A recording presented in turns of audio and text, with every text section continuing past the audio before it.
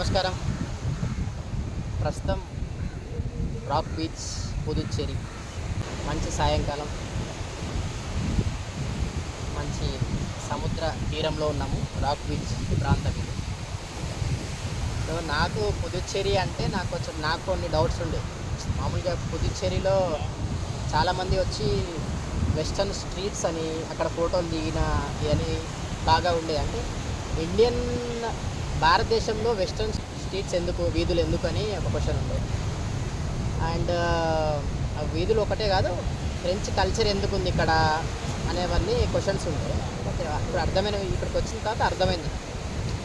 అంటే ఇక్కడ భారతదేశంలో స్వాతంత్రం రాక ముందుకు పుదుచ్చేరిలో ఈ ట్రేడింగ్స్ జరిగేది, వ్యాపారాలు బాగా జరిగేవి.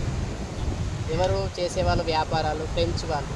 ఇక్కడ నుంచి మన వస్తువులకి అప్పట్లో ప్రపంచ మార్కెట్లో భారతదేశ వస్తువులకి చాలా డిమాండ్ ఉండేదని కోసమని ఫ్రెంచ్ వాళ్ళు ఇక్కడికి వచ్చి వ్యాపారం చేసేవాళ్ళు. వచ్చి సముద్ర తీరానికి వచ్చి వాళ్ళు వ్యాపారం చేసుకునేవాళ్ళు స్వాతంత్రానికి ముందు. సో వాళ్ళు ఫస్ట్ ఇక్కడ స్టార్ట్ అయ్యారు. దాని తర్వాత వాళ్ళు డిఫరెంట్ ప్లేస్లలో వాళ్ళ వ్యాపారాన్ని వృద్ధి చేసుకున్నారు. ఇక్కడి రాజులు వాళ్ళకి ఆ ప్లేసెస్ ఇచ్చారనమాట, మన భారతదేశ రాజులు. ఎందుకంటే వాళ్ళు వ్యాపారం చేస్తున్నారు, వాళ్ళు మనకి ట్యాక్స్ ఇస్తున్నారు కాబట్టి అట్లా చేసుకున్నారు. సో అట్లా డిఫరెంట్ ప్లేస్ల నుంచి వెళ్ళి వాళ్ళు కొనుక్కొని రాజులు వాళ్ళకి ఇవ్వడం జరిగింది. వాళ్ళు కొనుక్కొని అక్కడ నుంచి వ్యాపారాలు చేస్తూ ఉన్నారు.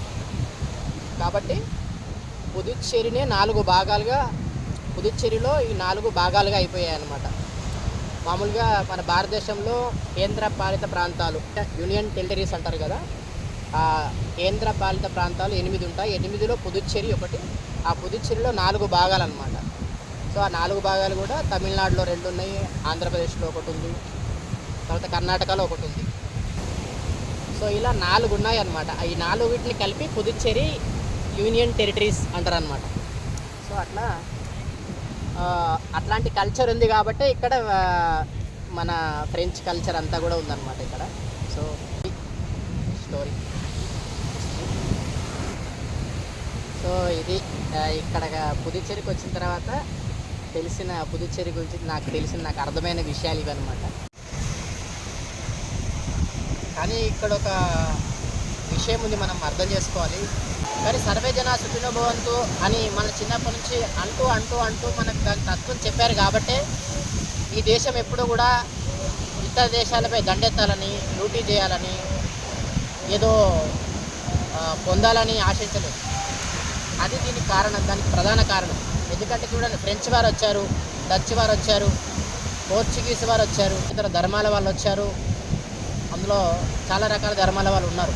కానీ భారతదేశం ఎప్పుడూ కూడా ఇతర దేశాలపై దండెత్తలేదు. దానికి గల కారణం సంస్కృతి, సాంప్రదాయాలు, విలువలు.